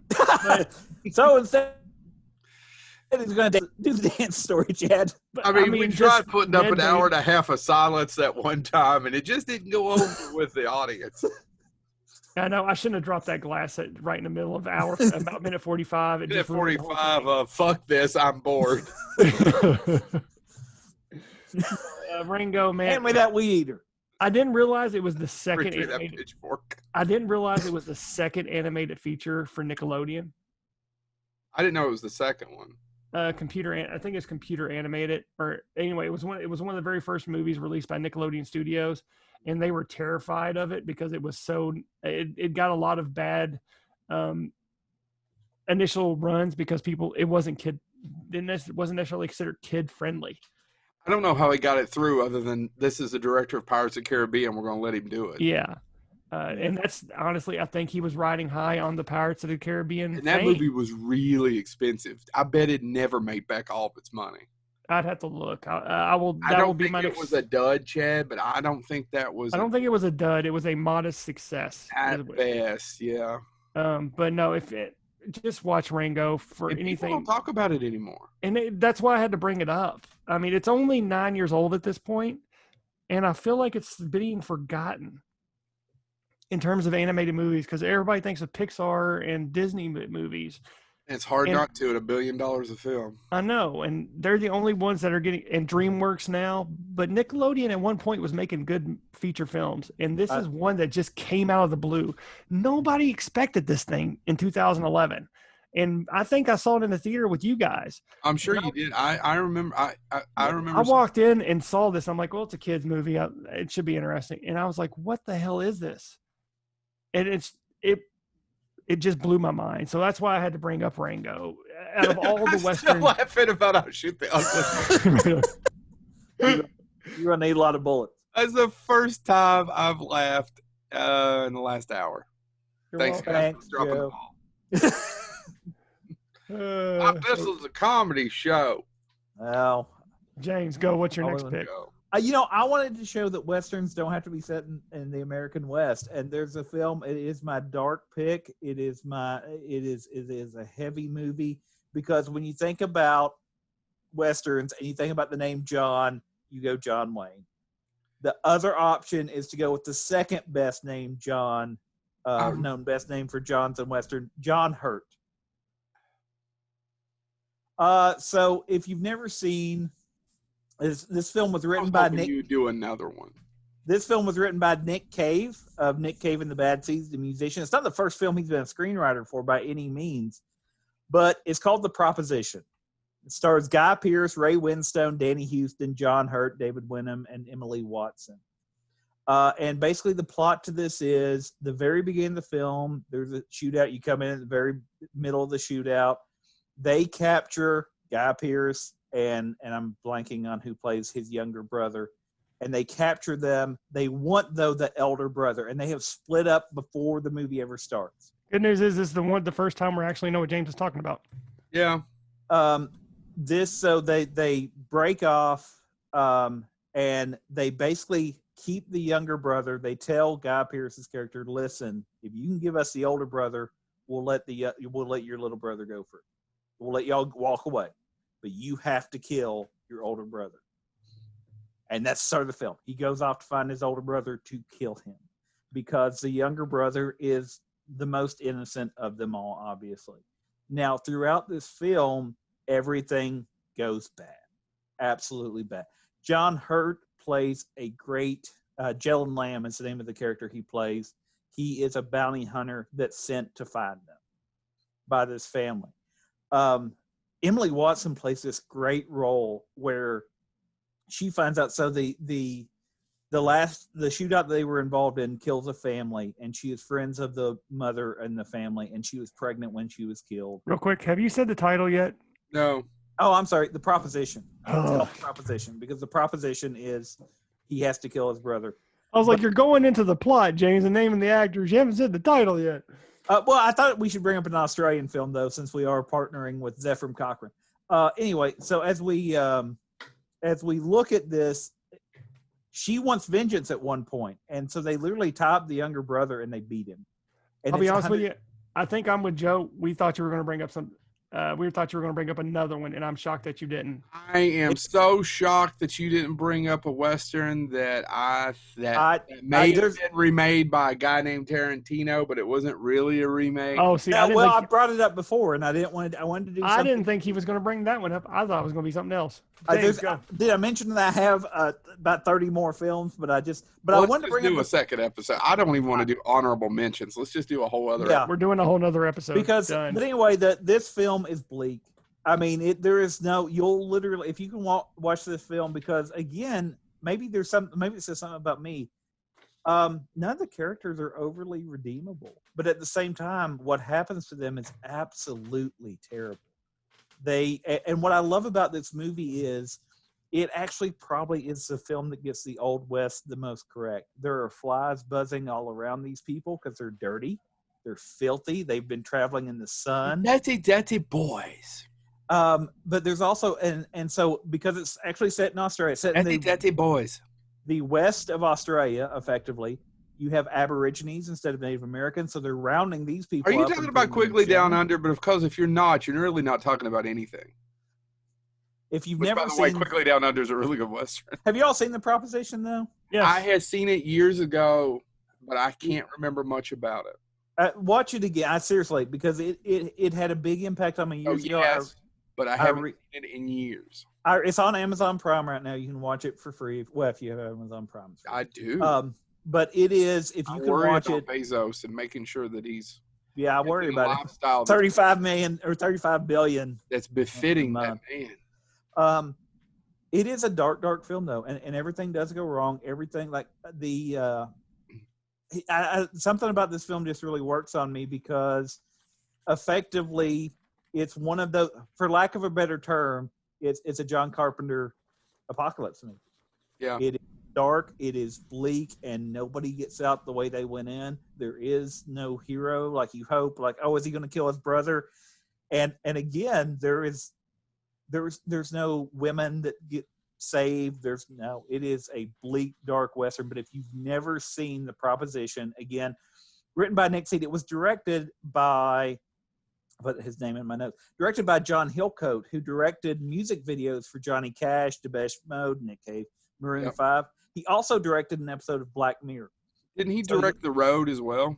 Yeah, I'm sorry, and The Road, you're right. He directed Cormac McCarthy's The Road. His direction is pretty the only other movie that depressed me more than The Homesman. It is, well, Road has just a blank. Read the book. Road, does the novel have the same ending? There's effectively the way the Road You've never seen The Road, the movie? No, I've never seen the movie because I love the book too much. Well, of course he dies, but by the way, spoilers, the kid moves on with another family.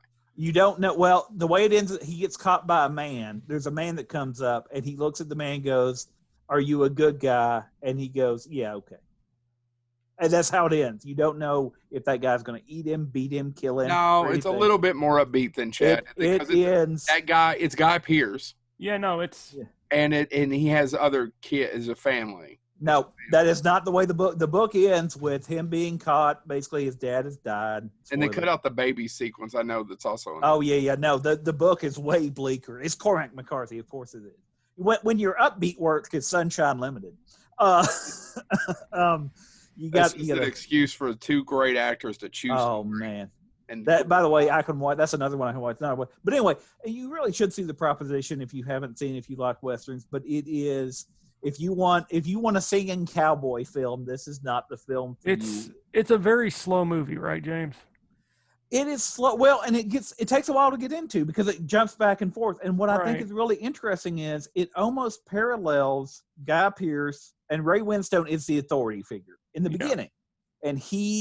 And what's funny is he does have a moral compass. It's not a strong one, but not to give anything away. When they decide to beat the younger brother, because basically his wife comes out and goes, "I want vengeance. I want all this stuff." And there is a representative of the territory, basically representing civilization. He comes in a suit. He's well dressed. And he comes in and he says, "She's right. We need to punish him," and use him as an example.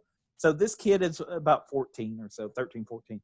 They tie him to the stocks and they give him 100 lashes. And the townspeople get bored because they're beating him. And literally they get to 38 and they count 1, 2, and you see blood and all that stuff. And finally, he should have died at 20 or 30 of that. Well, if you remember the film, it doesn't end well for him, Joe. But Guy Pearce, Ray Winstone's character as kind of the authority figure finally goes over at like 40, just grabs the cat o' nine tails thing and shoves it and gets blood all over the guy's suit. And the guy says, you're not capable of doing this job anymore, and fires him. And by the way, this is set at Christmas. And it is a bleak scene because his wife, who wanted this or thought she wanted it, is standing there watching, and she ends up passing out. She can't take that she caused this to happen to this child. But spoiler, Joe is right. He is still alive when they cut him down, but it does not end well for him. I can't live through it. All right. You ready? But it is a bleak Western. You mentioned it might be dark. Well, I was going to say, but I wanted to bring it up because it proves now, are you saying it's sad? It proves that you don't have to be set in America to have a Western. I agree with that. It's definitely a Western. It's an Australian Western, and it is. I would put it up there right with Tarantino's Hateful Eight in some ways. That these characters are suspicious and doubtful, and it is. It doesn't have so many quotable lines. But it is. You got me talking about politics. Yeah, I didn't want to talk about politics. It does not have that scene. There is no moment of. You got me talking about politics. There is no moment of mirth in this film. All right. It is a great film. See The Proposition. Let me go through my last one. One of you all already mentioned it earlier. I have been beating the shit out of myself for the last 45 minutes going, you can't do this when you got to do the other one. You can't do this when you got to do the other one because I can't. And this often happens on the show. You all oftentimes go for more obscure ones than me. But I swear I'm picking my favorite ones. These really are So this one. No, that's what I did. I mean, that's why Big Jake made the cut, because I can watch it. So I agree. This one, yeah, but minor classic. No, I'm joking. But whatever. This one, I didn't get as a kid. I enjoyed it, but I watched it in my 30s and it floored me. It floored me. And I'll tell you, I don't know that I'm sure somebody will make, and there are other Westerns. I mean, they made The Hateful Eight and other ones, but I've yet to see a Western at this level after this time. It was written by a guy named David Webb Peoples. He actually wrote the script. I didn't realize that he wrote it in the 70s. Now, you may know him as the co-writer of Blade Runner. He was the one who they hired after they finally fired Hampton Fancher to finish the screenplay. But he originally wrote the script, and here was the original title of it. I am so sorry. Give me a second. It's something of... Don't give him a second. Give him a second. Give me a second. Give me a second. Damn it. I actually totally just lost my spot. I am so sorry about it. He wrote it in the 70s, and he never really could sell it. And he finally did sell it with another couple of movies that he also wrote. One would be Soldier, Chad. Soldier didn't get made when he wrote it originally till many years later. 12 Monkeys is another movie that he wrote. We're talking about The Unforgiven. Unforgiven is one of those Westerns that says about everything there is to say about Westerns. Yep. What are you smiling about, James? You know, this came close to being on my list. You know what made it not make my list? What? My dad. He didn't like it. It's not a Western in the sense of anybody who would enjoy Westerns. So well, you didn't like it as a kid? I liked it, Chad, but I didn't get it. I don't think I had the emotional intelligence to get. Have you watched it in the last 10 years as an older man? Yes.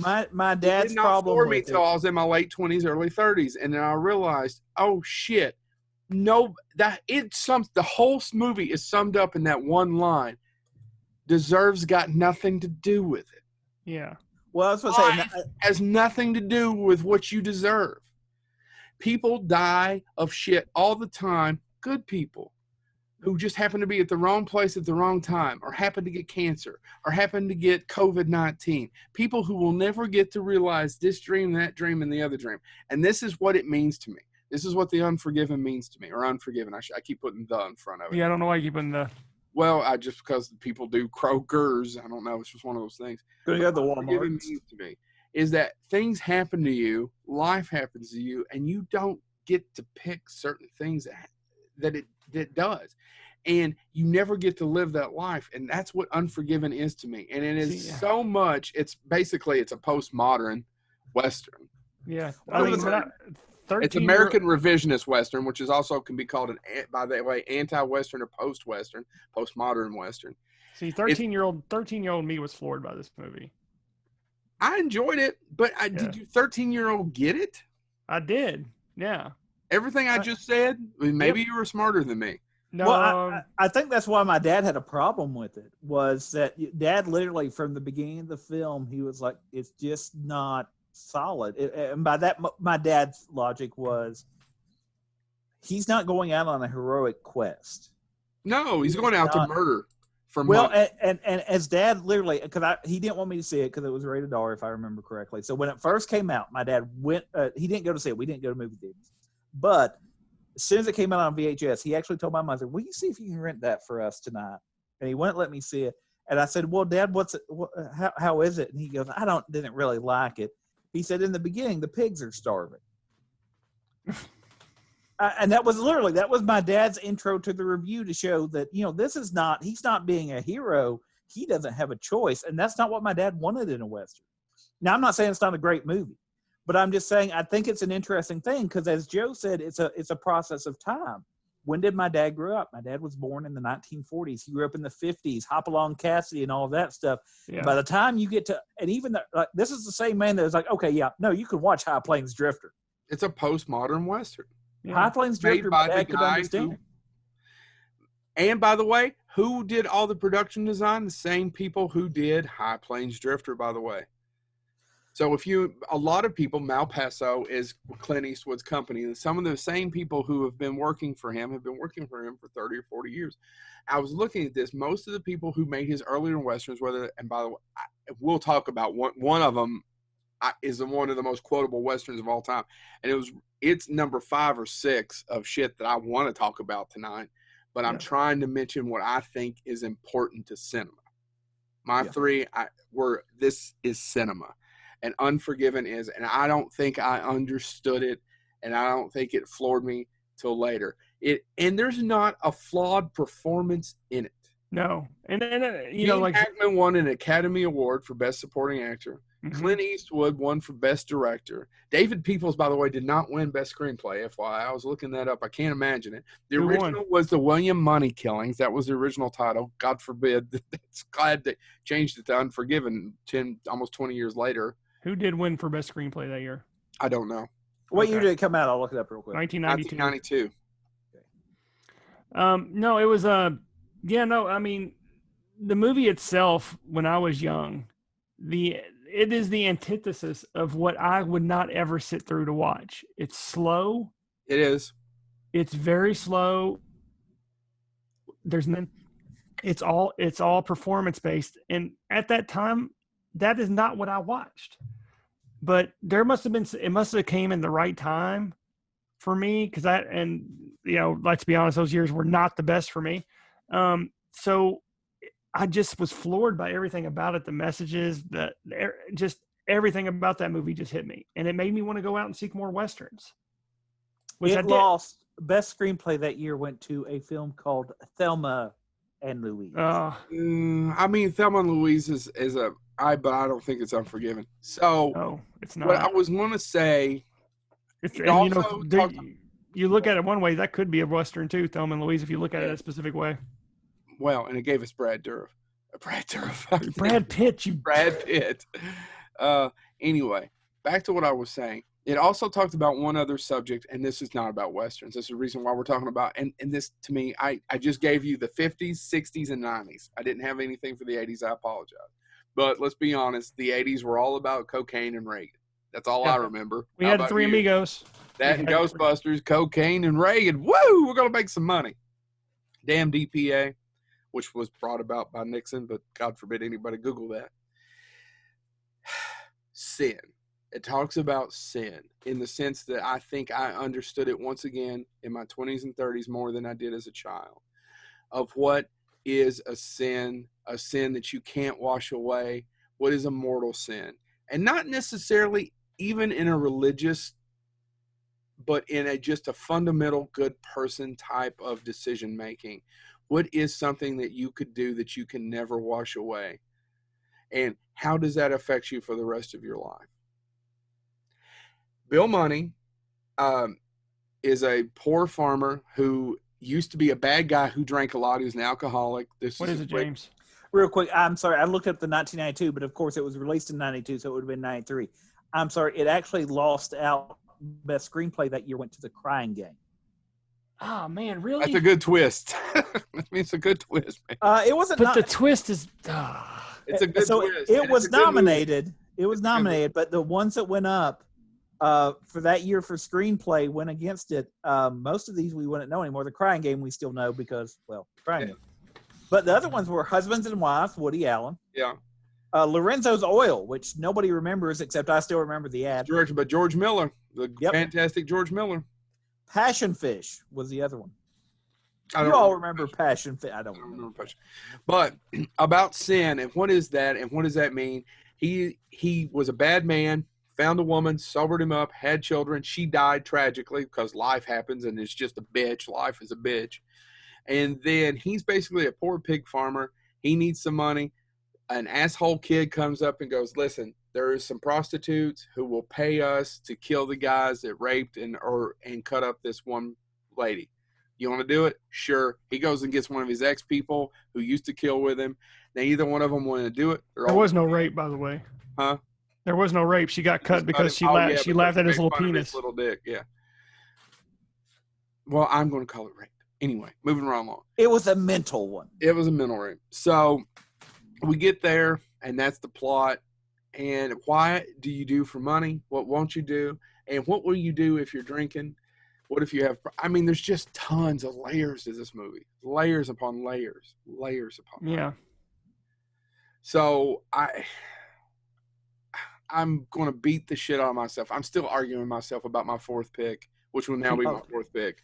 And did you? I mean, there's no doubt, but watching it as an older person. I've already picked a movie from the 60s. Watching it as an older person, I know Gene Hackman's a bad guy, but he's not. He's not, right? He is a bad guy. He's the villain of the movie, but he is not a bad guy. He is flawed. He has anger issues. But he control over. He has good intention. He's trying to control a town that is already living in chaos in the Old West. He's doing the best that he can, but he's flawed and makes terrible decisions. Plays a character named Little Bill. Right. So I'm not the only one who thinks that, right? He's just a flawed. He's a flawed guy, but he's no more flawed than William Money. Right. In fact, he's nowhere near as worse. He even says the comment to him, "You're the guy who killed women and children." He goes, "Yeah, that'd be me." Mm-hmm. The hero of the movie is a villain. Right. And not an anti-hero. He's a villain. He is a horrible person who happens to be good at killing folks. And if he drinks, he can consciously let himself go to be able to do it. Right. No, that's all true. But yeah, no, as a kid, though, when I watched it, that was the one thing I got wrong. Is that I thought Gene Hackman was just the most horrible human being, and because he kills Morgan Freeman. Yeah, in a very terrible way. But as an adult, I watched it. I'm like, I have completely viewed this character wrong. Right, and he still is that the way you probably should do it? No, not with modern justice. But if you're trying to keep bounty hunters coming from just haphazardly killing folks in your town, you probably would shoot one of them and put it out front and say, "This is what happens to people who come in who are assassins." Right? Yeah, you have. It's the Old West. Things work differently. I kind of viewed it as he was literally a man who was trying to build himself a home, and he couldn't even do that correctly. Right. He was just flawed, and his good intentions took him down dark roads. But I mean, if you read a lot of history, he's not even anywhere near as bad. I know people that we worship for these heroic attributes who never really possessed them. No, I agree with you. Yeah, 100%. So when we start talking about Westerns, back to representing, I tried to hit 50s. See Thomas Jefferson. Yeah, there's a perfect example. Or all of our founding fathers for that matter. But Thomas Jefferson is probably the one who's... Anyway. Most vile. 50s, 60s, 90s of importance of how it changed. Well, gentlemen, anything else to say? No, I'm glad you all didn't pick my second favorite Western of all time, because I'm going to start. That was not a bad. Not that I ended well, but I think that was a good way to end. No, well, I was going to say, because I think what we've realized is, because I'm sitting here, and like I said, I picked the ones that resonated for me from memory. But I think that we definitely have to do another episode, because if I did memory, James, I would have picked my fourth. Well, I was going to say, and that's I did memory basically with the first two, but Unforgiven is just, I don't ever put Unforgiven on just to watch I haven't watched it in a couple of years, to be honest about it. I still, like I said, every time I watch it now, it still, I shouldn't say it shakes me. It's still a movie, but it resonates so deeply because I just understand so much more of how we're all shades of gray, maybe 50. Is it too late? Too soon? Too late? Take your hat off. Turn to the right. Not after the shit you said. Nope, not going to do it. Yep. Nope, bashing the wall. But we are so many. There's so many layers of gray to each and every one of us, and it's just not black and white, which would be Western. Actually, you know what? Wait, move that Star Trek 2 poster. We don't want to damage that. Then hit your head in the wall. Yeah, that's signed by several people who are no longer. Now they're all living. They're all living. We're good. You got Ricardo Montalban, right? Fuck you, Chad. I've got an 8x10 Montalban. I didn't get to him for my poster though. Yeah. But I think that, and so again, I picked an Australian film, but I think that, as I said earlier, and I think the Western. I got to tell you, there's a lot of great Australian Westerns. We could do a whole episode on the good Australian Westerns. Lightning Jack. We could do a whole episode of great Australian Westerns and never mention Paul Hogan. Oh, but no. So hold on, real quick. Bite me, Glenn. Was on the other day, by the way. What now? Crocodile Dundee 2 was on the other day. It came on right after Police Academy. That was a hell of a night. Huh. I didn't watch Crocodile Dundee Part 2, just the opening.